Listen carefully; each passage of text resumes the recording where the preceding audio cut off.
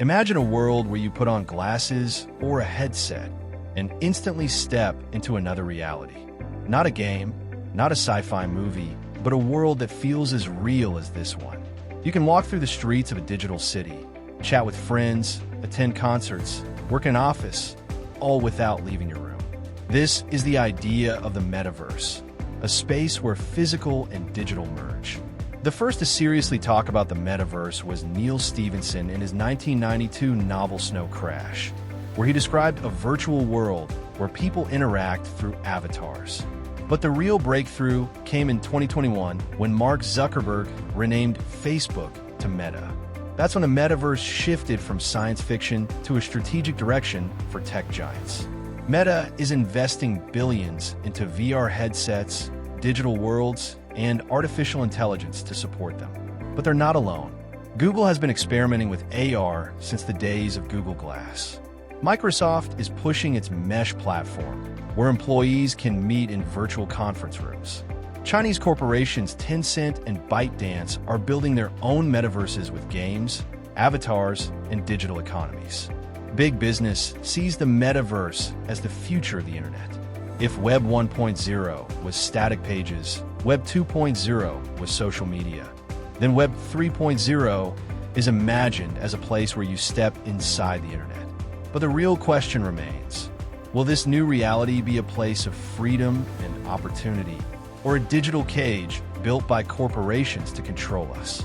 The metaverse promises a revolution in the workplace. Imagine waking up, putting on a headset, and instantly being in your office surrounded by colleagues from all over the world. Not on Zoom or Teams, but in a space where you see their avatars life-size, hear their voices as if they were next to you, and collaborate with 3D models, projects, and documents just like in a real office. Companies are already testing virtual offices. Microsoft Mesh allows employees to gather in a shared digital space.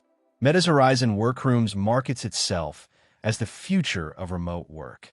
This means saving time on commutes and giving people everywhere access to dream jobs without moving. Travel also transforms.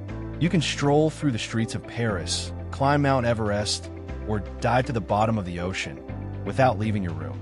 This opens doors for those who can't afford real travel or have health limitations. Education in the metaverse could be revolutionary. Instead of dry textbooks, students are transported into historical eras.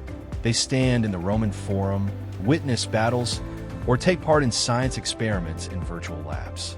Immersion makes knowledge vivid, emotional, and unforgettable. Everyday perks also shine. Shopping in the metaverse lets you try on clothes on your avatar.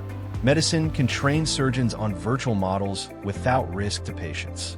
It sounds perfect, but every technology has a dark side. And here, it's tied directly to our freedom and privacy. The metaverse promises wonders, but every promise carries danger. The first is addiction. If people can live in a world where they're always beautiful, successful, and free of problems, many will want to stay there forever. Today, we already see addictions to social media and gaming. The metaverse could be a new drug at an entirely different level. The second is corporate control. The metaverse is being built by Meta, Google, Tencent, and other giants. They own the infrastructure and thus the rules. If Facebook can decide what is allowed on its social network, imagine what happens when they can decide the rules of your life in the metaverse. Your avatar could be banned, your access restricted. The third is loss of privacy. To move realistically, your avatar requires the system to track your gestures, facial expressions, even biometric data, heart rate, and movement, emotional reactions. Imagine corporations collecting this data. They wouldn't just know what you do, they'd know how you feel at any given moment. This is an unprecedented level of surveillance. Social risks also loom. In a metaverse world, real life may lose its value.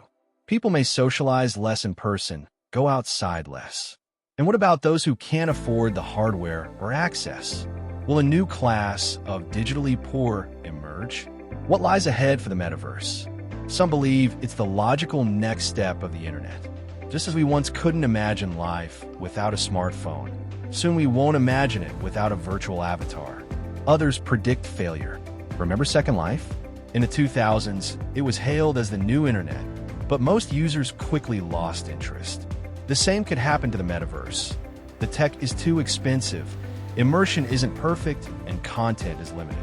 The balance may come if the metaverse becomes a tool rather than a replacement for life. For example, work meetings or courses may happen there, but people would still live in the physical world. Some countries are already drafting legislation to protect user rights in digital worlds. The key question is whether we can build a system where technology serves humans, not the other way around. The metaverse is a mirror of our society. It can be a world of freedom, a place without borders where you can learn, work, and travel without limits.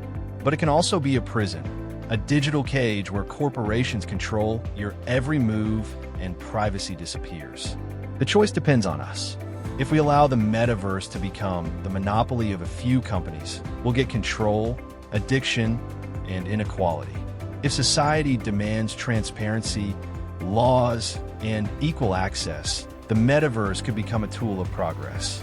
The irony is that we're already standing at this threshold. Every like on social media, every minute spent in a virtual space is a vote. A vote for the future we want, a reality of freedom, or a digital prison.